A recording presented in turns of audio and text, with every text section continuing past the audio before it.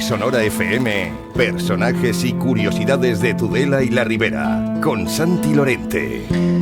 Así es, cada semana tenemos el lujo y el privilegio de saludar a Santi Lorente, que ya está con nosotros. Muy buenos días, caballero. Buenos días, Paul. Y cada semana también lo que hacemos es descubrir nuevos personajes o curiosidades de la Ribera de Navarra y de Tudela. En esta ocasión, Santi, ¿qué te apetece? ¿Qué viaje vamos a hacer? Bueno, nos vamos cerca. Vamos a salir de Tudela, pero nos vamos aquí al lado a Fitero, porque vamos a descubrir unos retazos de la historia del monasterio de Fitero. Fitero es un pueblo que va a ser un pueblo fronterizo y va a estar en una pugna continua entre Castilla, Aragón y Navarra. Y eso va a afectar también a la historia de ese monasterio, ¿no? Y es una historia, he hecho todo lo posible. Yo sé que los fiteranos y fiteranas me van a decir que hay muchas más cosas, por supuesto. O sea, era para 3 capítulos, 3 programas, pero bueno, he intentado hacer un resumen y creo que, bueno, por lo menos para que la gente se aproxime a la historia del monasterio, que es muy bonita. Pues si te parece, vamos ya con esa historia del monasterio. Sí, lo primero que hay que decir es que de entrada es algo importantísimo, porque todo apunta, nadie dice lo contrario, que el monasterio de Fitero es en primer lugar, el monasterio más antiguo de la Orden del Císter en Navarra, pero no solamente a nivel de Navarra, sino también a nivel de los reinos peninsulares, o de lo que entonces era Castilla, Aragón, etcétera, y sobre todo también de lo que es España. Es decir, la Orden del Císter, el primer monasterio que organiza y estructura es este monasterio, que no es en Fitero al principio, sino que es en un monte cercano, en la Sierra de Llerga, y ahí va a ser donde van a hacer el inicio del origen de este monasterio. Luego se trasladará unos años adelante a una granja a 2 leguas, en el año 1140, un lugar llamado Niéncebas. Bueno, antes de hablar de Niéncebas, que bueno, es un término que está entre Grábalos y Fitero y que actualmente pertenece al término municipal de Alfaro de la Rioja, hay que decir que estamos hablando de 1140. En aquel momento, Alfonso I el Batallador, que es el que ha conquistado Tudela, bueno, el conquistador fue el conde Rotondo Perche, pero él manda construir el monasterio de Veruela, porque era rey de Aragón y de Pamplona.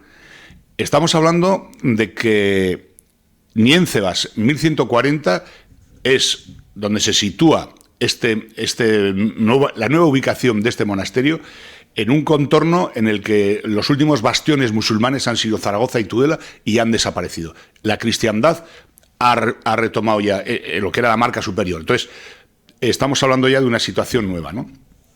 Y bueno, este monasterio fue fundado por Raimán de Saint-Gardens, que luego va a ser conocido como el gran San Raimundo de Fitero, que patrón de Fitero, etcétera, y que tiene una historia que hoy no voy a entrar, porque tiene una historia propia y sola para él. Hoy voy a hablar del monasterio, ¿no? Bueno, pues San Raimundo, en el año 1147, compra un terreno en lo que ahora conocemos como Fitero, y con el apoyo de los reyes de Navarra, del papado, de la iglesia, de toda la estructura eclesial, y entonces se lleva a los monjes y se instala en esos terrenos que luego, como veremos, van a ser Fitero, ¿no? Y aquí empiezan ya las grandes dificultades de este monasterio, que van a ser dificultades, va a tener un momento de esplendor que luego veremos, pero va a ser un monasterio que va a estar imbuido por luchas fratricidas, internas, externas, y bueno, leer la historia del monasterio de Fitero y meterse en la historia es vivir. Te metes dentro y dices, lo tuvieron que pasar mal a través de los años y de los siglos. Bueno, las dificultades empiezan a venir a la muerte de San Raimundo, en el año 1158, porque el obispo de Tarazona usurpa el monasterio a mano armada. Entra, golpea a los monjes, se llevó cabras, está escrito que se llevó cabras, se llevó cerdos de los monjes, y bueno, los monjes no querían obedecer a la iglesia de Tarazona, ¿no? Bueno, pues en resumidas cuentas, el monasterio vivió sometido al obispo de Tarazona bastantes años, ¿no? El monasterio pasó a ser un monasterio codiciado por los reyes navarros, que en aquel tiempo tenían protectorado castellano, pero ya, y aragonés, ahí andaba, Aragón, Castilla, pero ya los reyes navarros, estamos hablando que aquí aparecen ya Sancho VI, Sancho VII, y dicen, es un territorio fronterizo y los reyes navarros ya van. Y empiezan, las monarquías navarras van a traer al monasterio para el reino. Y para el año 1335 el monasterio ya está en manos de Navarra. Estamos ya hablando del nieto de Sancho VI, sobrino de Teobaldo, y luego ya Carlos I y Carlos II. Bueno, a partir de aquí se inician ataques...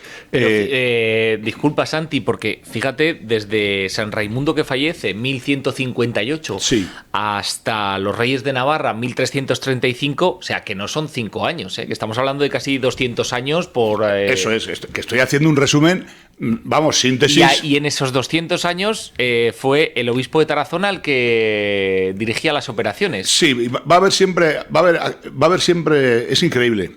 Cuando te metes en la historia de este monasterio, 100 años el obispo de Tarazona, luego entra Castilla, es que vuelta otra vez, etcétera, ¿no? Bueno, a partir de que ya el reino de Navarra, las monarquías navarras, deciden que tiene que ser un monasterio, que es un monasterio del reino, pues empiezan también los ataques de Castilla contra el monasterio y Fitero y los alrededores de Fitero. Incluso aquí hay un...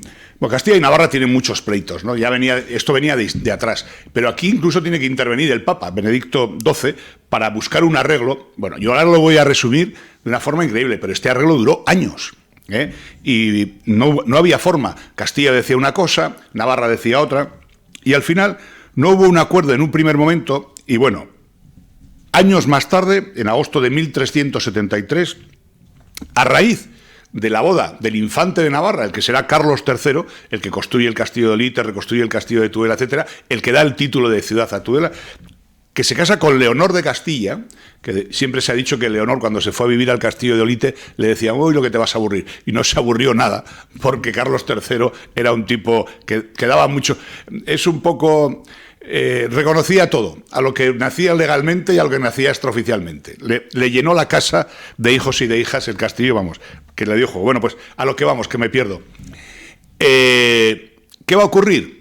Que a raíz de este matrimonio, Castilla y Navarra se ponen un poquitín de acuerdo. Claro, el próximo rey de Navarra se ha casado con la infanta Leonor y interviene aquí el cardenal Guido de Bolonia, que es obispo de Porto y es el legado apostólico para los reinos cristianos peninsulares de España, ¿no? Declaró entonces, y este declara que el monasterio de Fitero y el castillo de Tudegén pertenecen al reino de Navarra. Bueno, pues ya parece ser que ha habido sentencia papal y que todo está arreglado.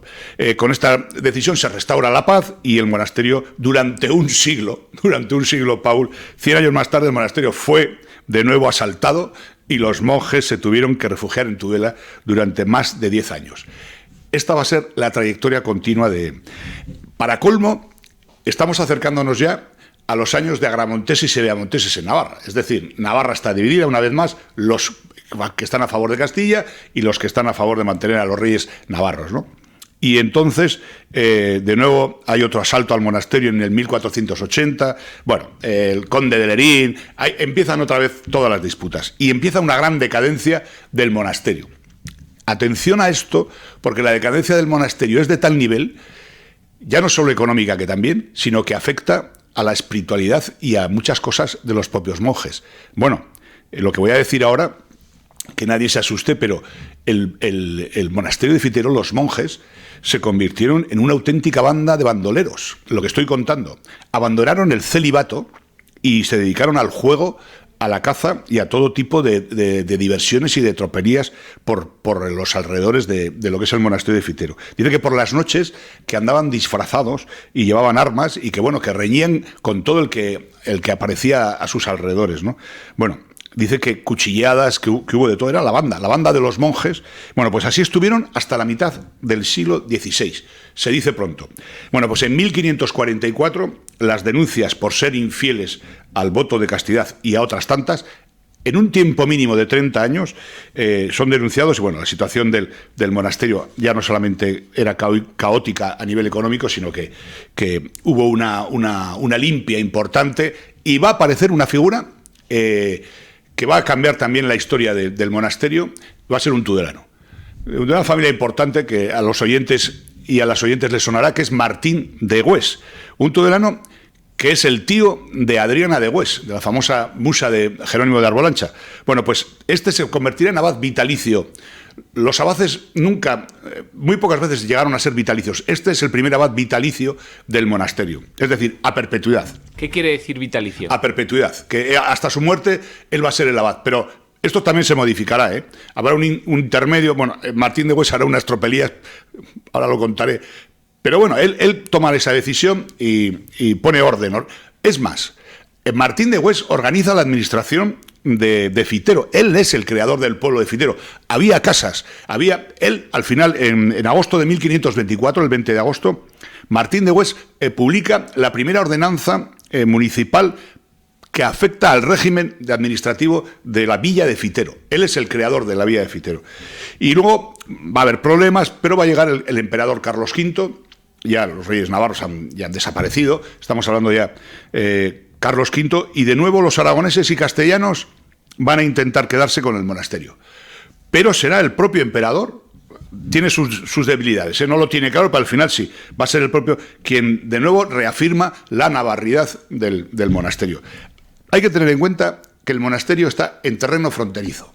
Esto, hasta la desaparición de las aduanas en el siglo XIX, va a afectar a Fitero, a Corella, pero especialmente a Fitero, y a Corella también. Un día hablaremos de esto. El terreno fronterizo, estamos hablando de que aragoneses y castellanos están en pugna continuamente y hay con los navarros. Bueno, pues la llegada de cuando Carlos V, el emperador, ha decidido que el monasterio sigue siendo navarro, va a llegar el sobrino de Martín de Gües, el hermano de Adriana de Gües, que había sido, mediante una trama que había montado Martín de Gües, con apenas 5 años ya le había nombrado abad sustitutorio de él. Bueno, el tema es que engañó al papado y tal, y al final él sale como Martín de Gües II, o Martín de Gües Jr., el sobrino, es el hermano de Adriana de Gües, es el que... Este hombre sigue la línea de su tío y además hace una cosa increíble. Para fortalecer la fuerza del monasterio, declara a Fitero, al monasterio de Fitero, y a Fitero en sí, territorio nullius. ¿Qué significa territorio nullius? Pues que lo declara en un obispado. En un obispado como si fuera una ínsula eclesial en la que no entra ni Dios, nunca mejor dicho, entra Dios y el rey. Entra Dios y el rey. Entonces que esto le valió fortalecer y estar protegido al monasterio, porque una vez más Aragón, una vez más, siempre van a estar en esa pelea, ¿no? Y esta figura del territorio nullius, que yo cuando lo he leído digo, mira, el Martín de Gües, qué listo que era. Bueno, en el año 1683 fue confirmada la unión de... siguen los problemas, Castilla sigue intentando apoderarse de Fitero y al final Fitero se une al Monasterio de la Oliva,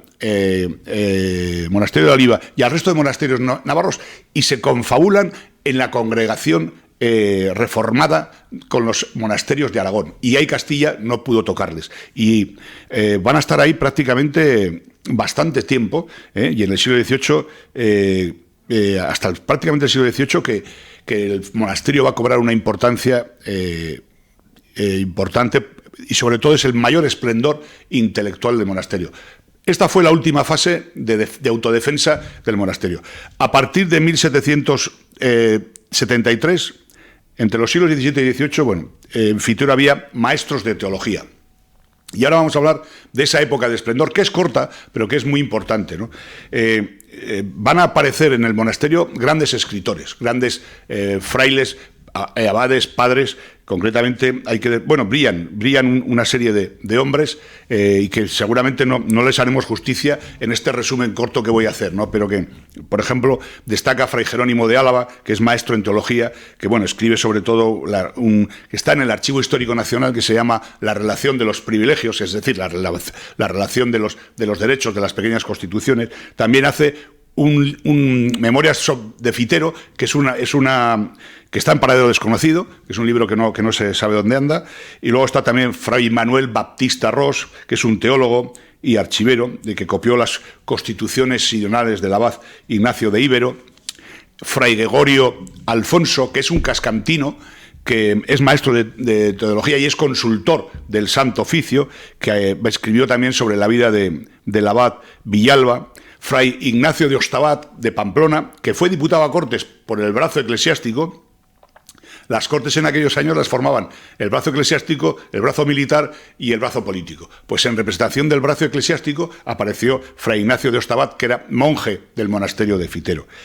Y escribió también Epítome de privilegios y gobierno de la Congregación de Aragón y Navarra, que es cuando la fase en cuanto el padre Vicente Azcaya, que era corellano, que era versado en toda la historia monacal y que dejó manuscrito Historia del monasterio de Fitero. El padre Anselmo Arbués, que era tudelano, y escribió La vida de San Raimundo de Fitero. El padre Manuel de Calatayud y Almansa, que era natural de Fuenterrabía, que era lector de filología y teología, y que escribió también las memorias del monasterio, y esta edición de las memorias están actualmente en el monasterio de las Dueñas en Palencia. Y luego pues aparecieron Alberico Echaudi de Villafranca, el fray José Vera de Tafalla. Bueno, y a estos habría que sumar, de ellos se podía hablar muchas más cosas, ¿no? Para que veáis la cantidad de cosas que aparecen en la historia de este monasterio. A estos habría que sumar la cantidad de abades ilustres, algunos menos, pero sobre todo en la última época, ¿no? En la época de esplendor. Y ya para acabar, deciros que empieza el finiquito del monasterio. Y empieza como muchas de las cosas que empezaron, como siempre os recuerdo yo, cuando llegan los franceses. Llega la invasión en 1808, entran al monasterio, lo cierran, lo suprimen. Me imagino que entrarían adentro y lo utilizarían como se utilizaron cantidad de palacios por lo menos lo que conocemos aquí, ¿no?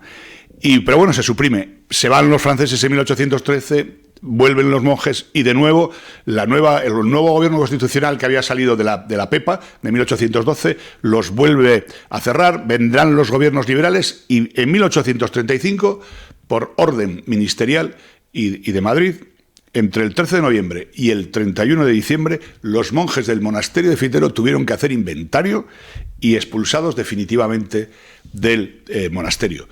Decir que la iglesia del monasterio se mantuvo, que es la que actualmente está, que las obras, etcétera, y toda la riqueza que tiene el monasterio se mantienen en parte, pero que el monasterio como tal, pues se cerró.